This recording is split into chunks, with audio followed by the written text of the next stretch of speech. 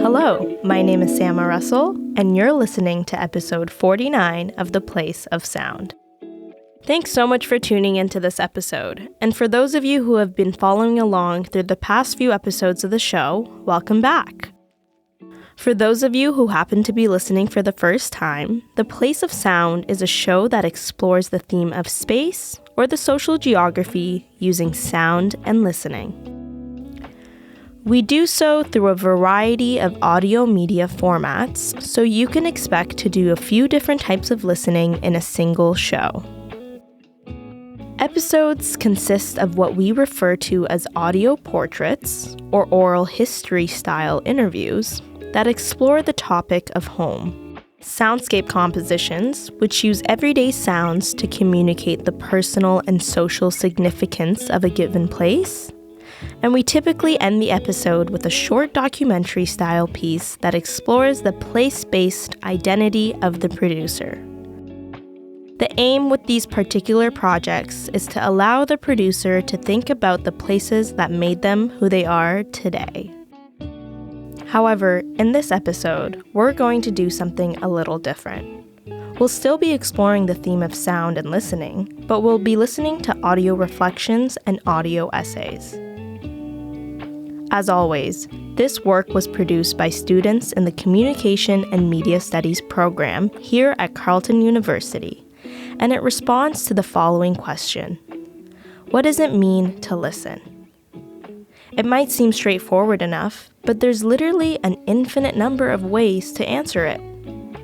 Typically, the responses you'll hear are about 5 minutes in length, and they're delivered in the form of a monologue.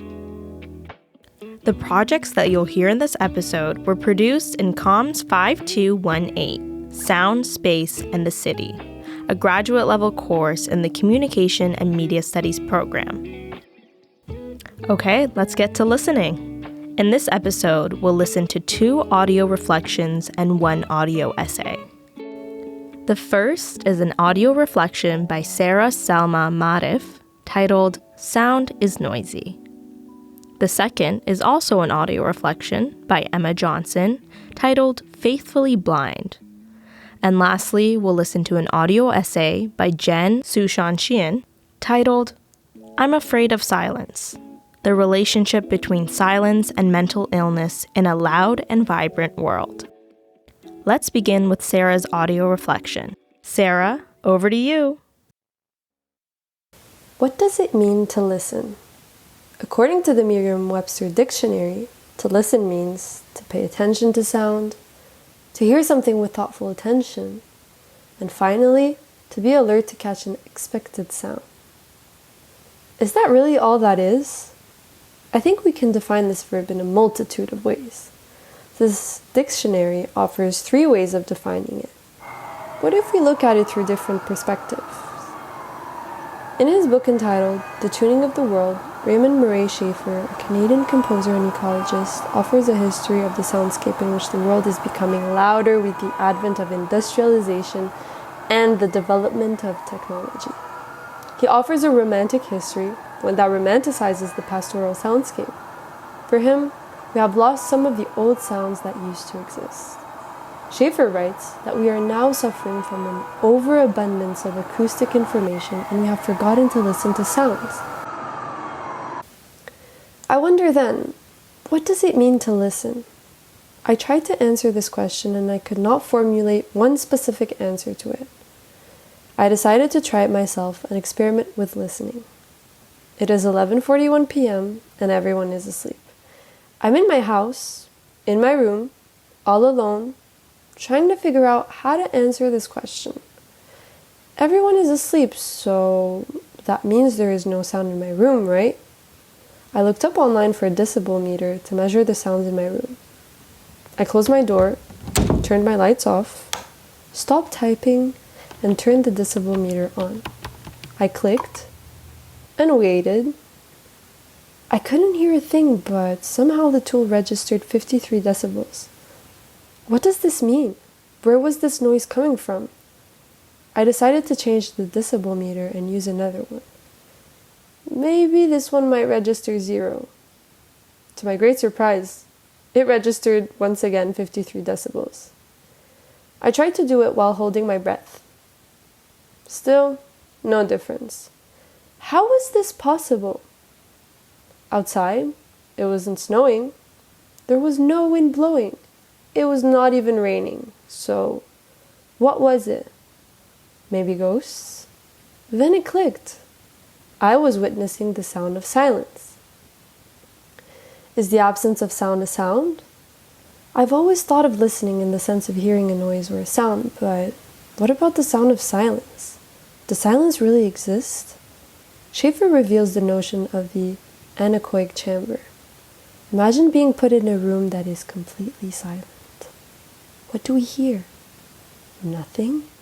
No, because at that moment we become aware of the sounds of our own body, such as the blood circulating through our veins, our breathing, or even the sound of our molecules in constant regeneration. Now, if we've established that silence is a sound, I'm wondering, how does a hard of hearing person experience silence as a sound? One of the things that was not in Schaefer's text was this perspective. What happens if they sit in a soundproof room and there is no audible sound? Can they hear the sounds of their own body? I wonder, do they experience silence as only silence, or do they experience it as sound? This shows the relativity of silence. Who defines silence? For example, anti-noise legislation shows us what sounds and moments society deems are accessible. Why can't we hear our heartbeat if we are outside of the anechoic chamber, like when I was in my room listening? Sensory deprivation can be extremely disorienting and can even be used to cause harm. We can think of the white noise torture used on detainees, a psychological torture where all of their senses are taken away. Imagine that. This is done through the absence of sound. In other words, silence. No natural light, no human contact. This could also be seen when prisoners are held in solitary confinement, whereas the sound of silence can be seen as relaxing, relieving. It can also cause great pain. However, throughout this audio, I only talked about listening to physical matter, but what about our inner thoughts? Some people are unable to sit and listen to the sound of silence as their thoughts cause them harm. This absence of noise allows one to listen to what their body needs and what it wants without uttering a single word. Listening has an intrinsic power. Why do we need to listen? With the sounds becoming more and more loud, we need to take the time to listen to the few moments of silence we get. We have to be aware of the sounds that are happening around us and inside of us. Schaefer contributed to a greater awareness of sound and listening in everyday life, and his approach still provides a strong starting point for contemporary studies of sound or sound culture. Now, I will ask you to listen. Shh. Can you hear the silence? Now we'll listen to Emma's audio reflection. Emma?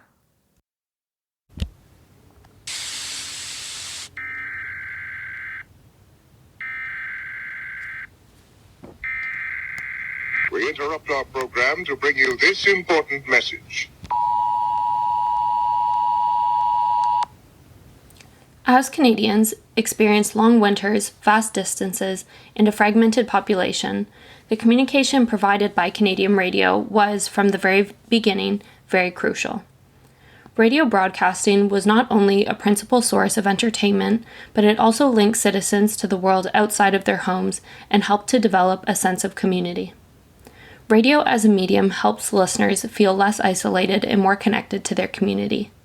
In times of emergency and disaster, radio broadcasting is one of the most powerful and effective ways of delivering early warnings. Timely, relevant, and practical information supports effective response measures and saves lives. For people directly affected, it comes as a vital form of humanitarian assistance. That's why we have faith in this medium. The content produced and communicated is always timely, honest, and reliable. This old medium reflects my answer to the question, what does it mean to listen? Keeping in mind Alejandra Bronfman's text, Isle of Noise, throughout this discussion, when I hear the question, what does it mean to listen, I think it means to be faithfully blind. For listeners who aren't quite familiar with Alejandra Bronfman, according to the University of Albany, New York's website, Alejandra is a chair, professor, and director of undergraduate studies, Latin American, Caribbean, and U.S. Latino studies, and has research interests in 20th century Caribbean and Latin America, imperial and transnational history, violence and the production of knowledge, histories of race, broadcasting, sound, listening, and sonic archives, as well as histories of ethnography. Early in Chapter 6 of I Love Noise, Bronfman introduces the concept of fidelity and defines its many meanings. On page 118, she states that one meaning involves faithfulness in reproduction. Recorded or broadcast sound hovers in the space between replication and distortion, and to listen means, in part, to be conscious of that space.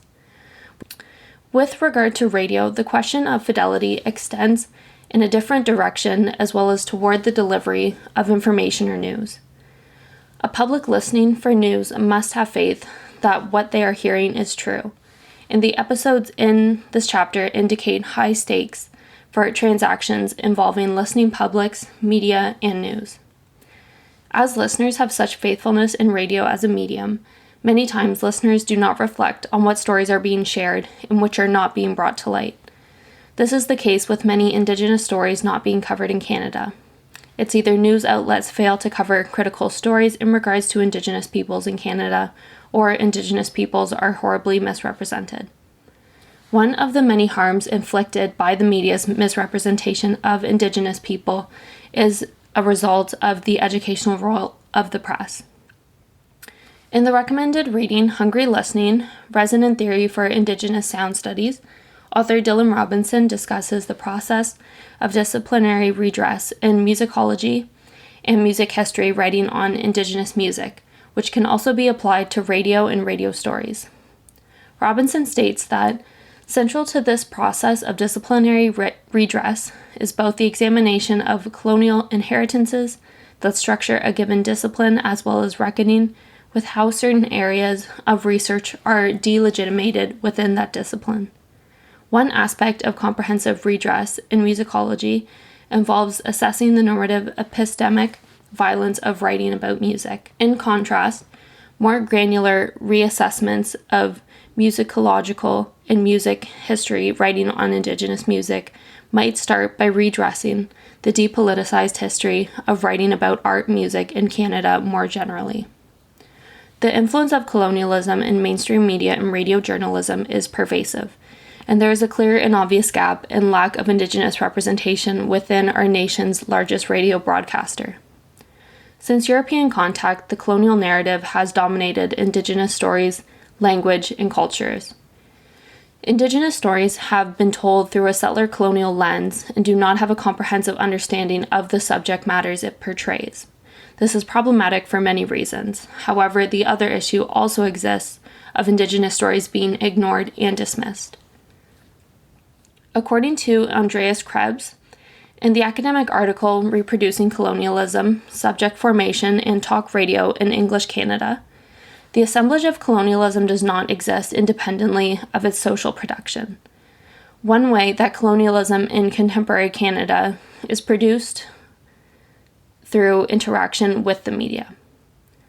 Listening to the radio should not be conceived of as a passive exercise in absorbing information for deliberation. The listener engages with the sounds emitted from the radio, producing conscious and unconscious mental and physical states, interpreting meaning linguistically, characters, personalities, speakers, and situations visually, and forging effective linkages between radio discourse and lived experience. However, it's misleading to engage listeners when the words emitted from the radio misrepresent stories and ignore critical news about issues within communities. When I hear the question, what does it mean to listen? It means to be faithfully blind. Canadians have great trust in the medium, the radio, as it is listener-focused and disseminates trusted news stories to citizens around the country. However, with that trust comes the blindfold of what is not being shared with listeners. Even with some stories that are shared, it is critical to think about the framings of these stories and to think about whose voices are left out. Now on to the last project of the episode, Jen's audio essay. How do you feel when you sit in silence? Do you feel a presence of solitude, tranquility, and inner peace? Do you feel comfortable and at ease? Or do you find yourself on edge, that you are suffocating, and that you are, in some way, in jeopardy? It is often the latter for many people who have lived experience with traumatic and negative life events, including psychological distress and mental illness. As a result, sitting in silence is incredibly unnerving and uncomfortable. Generalized anxiety disorder, social anxiety disorder, attention deficit hyperactivity disorder, post-traumatic stress disorder, and sedatophobia are all examples of mental health disorders which establish a fear of silence to some degree or another in an individual. This includes a fear of awkward silence, a fear of silence itself, as well as a yearning for constant noise.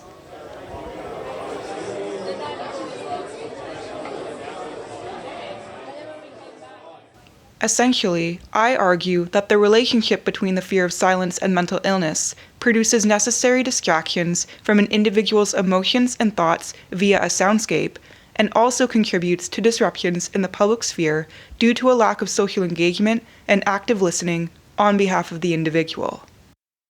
Silence is generally avoided by those living with post-traumatic stress disorder, PTSD, since it can elicit negative thoughts, as well as anguish and dread in response to sudden and unwanted memories of a traumatic life event.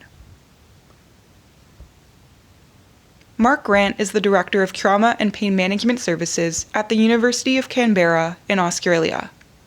In 2019, Grant published an article on his website, Sleep Restore Based on Eye Movement Desensitization and Reprocessing, EMDR. Overcome the stress that is keeping you awake. Grant stated in his article that his clients, who are living with PTSD, pay attention to and actively seek out distracting aural stimuli in their own living spaces, such as their bedrooms, to assist them in drowning out negative thoughts and to halt overthinking, particularly at night. It is suggested that they are doing this in an effort to avoid experiencing intrusive thoughts and memories while they are falling asleep. For instance, Grant stated that many of his clients are unable to fall asleep without the aural distraction of their television or smartphone. This is because the noise from a video, for example, such as a late-night talk show or a podcast, emanated by these electronic devices, tricks their brains into thinking they are not falling asleep alone. Therefore, the soundscape created by such technological devices in these individuals' bedrooms serves as a form of acoustic comfort for one's continuous thoughts and feelings of fear, disbelief, rage, irritability, and terror. At the same time, Grant noted that natural sounds played via a television or a smartphone periodically throughout the night, such as white noise, underwater ambience, and rain ambience, can assist in providing aural comfort or distraction in a silent room, but it is not necessarily the be-all and end-all solution.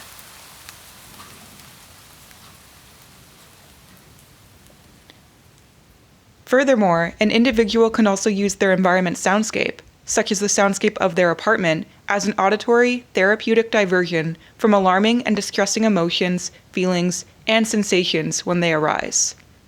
According to Crystal Raypole, a freelance writer for Healthline, grounding is a technique that can assist an individual in detaching themselves from flashbacks, painful recollections, and unwanted or stressful thoughts in order to regain their focus on the present moment. Listening to a handful of things that occur in an individual's apartment, for example, is an aural strategy for grounding. This includes listening to a dog barking and skidding across the floor of a neighbor's upstairs apartment, car and trucks honking on the neighboring streets, police sirens echoing in the distance, as well as a leaky faucet in the kitchen. In addition, according to an article published on December 2nd, 2022 by The Pleasant Mind, those living with sedatophobia are unable to tolerate silence. In other words, individuals require constant noise and engagement. It is also suggested that sedatophobia coexists with people who have experienced traumatic or negative life events, although this does not always imply that they are living with a mental health disorder such as PTSD. According to the Pleasant Mind, technology, including that of smartphones, televisions, and other electronic devices, as well as the establishment of city life along with its nightlife aspect, has led people to constantly crave being around noise, and has ultimately led to that of noise addiction. For instance, it was noted that some individuals are unable to sit quietly for a 5-minute period because they are constantly in need of some kind of noise to encase them. This includes music from a Bluetooth speaker, a phone notification, a conversation taking place nearby, or even background noise from a television, radio, tablet, or a laptop. In order to establish a healthier relationship between an individual and silence, and thus not have them solely rely on a soundscape to drown out their negative emotions and thoughts due to their lived experience, exposure therapy can assist an individual in becoming acclimated to silence and thus address the fear itself.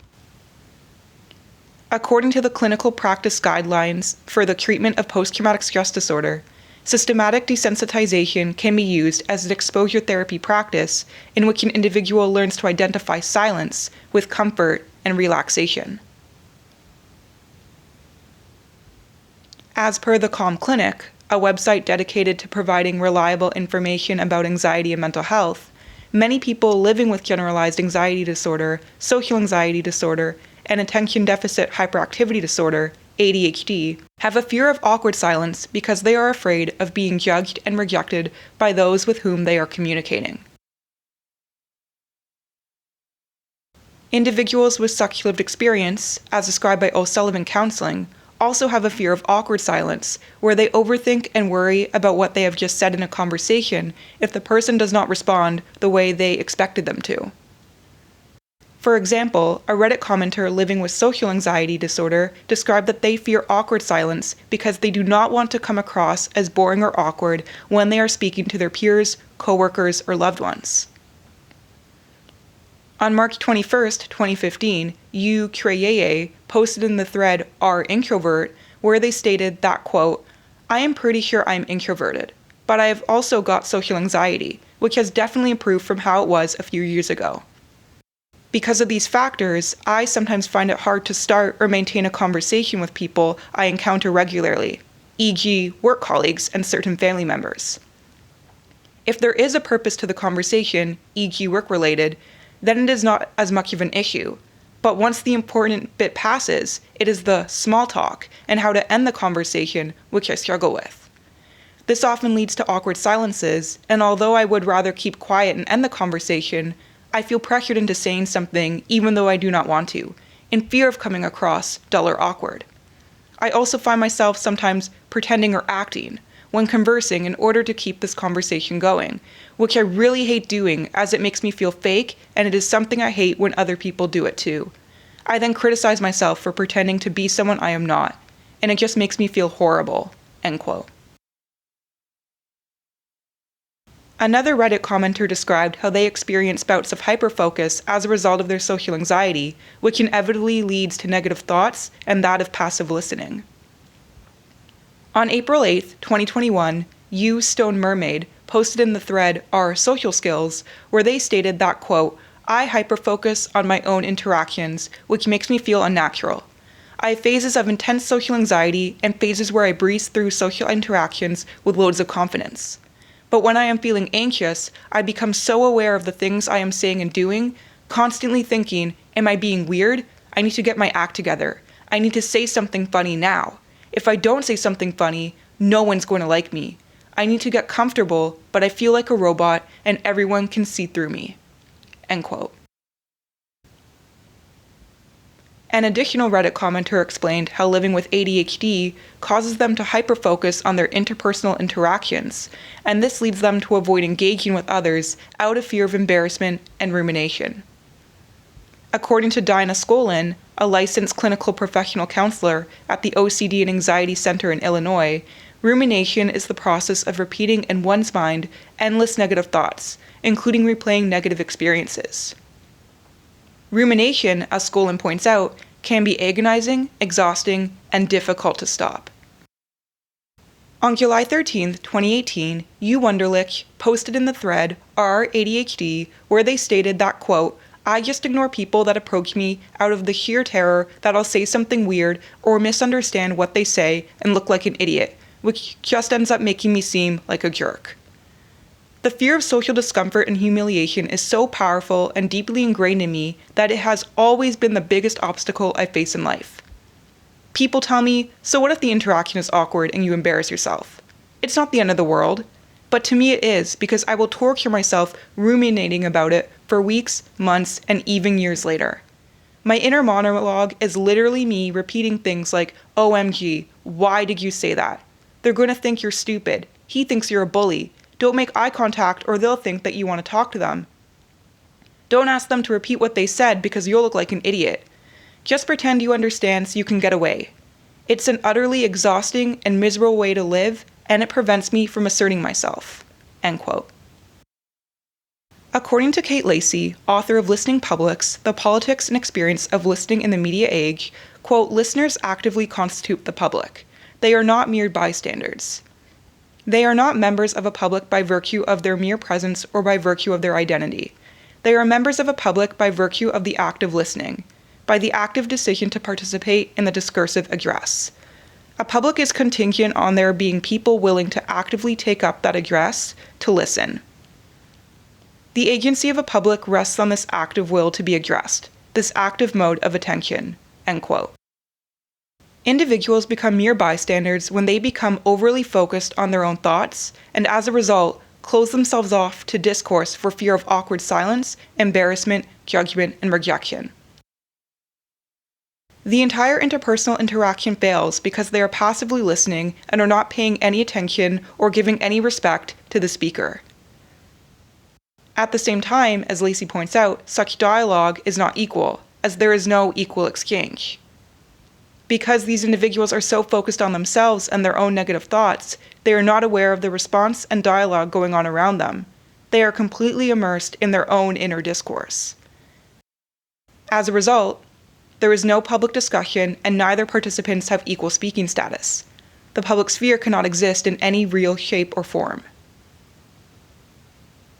Victor Sanders, a counselor specializing in interpersonal communication relationships, encourages people to practice mindfulness, accept silence and understand that it has a purpose in all conversations, and stop believing silence is a failure in all conversations. At the end of the day, it is about learning to be self-confident in order to be calm and comfortable, making silence a friend rather than an enemy in life, as well as establishing healthy and equal discourse in society. Thank you, Sarah, Emma, and Jen, for sharing your projects with us. And thank you for tuning in to this episode of The Place of Sound. If you're interested in checking out more, have a look at theplaceofsound.ca, where you're not only able to hear more audio media, but in some cases, to see some of the original photos and the writing that students produce to go along with it. There's also a featured work section on the site's blog, where you can access some notable individual projects, and in the classes section, you can have a look at some of the work produced in each of the previous semesters. But in the meantime, keep your ear out for upcoming episodes of the show, which air on CKCU Radio every other Monday at 6:30 p.m. and are available wherever you get your podcasts. Until next time, thank you for listening to The Place of Sound.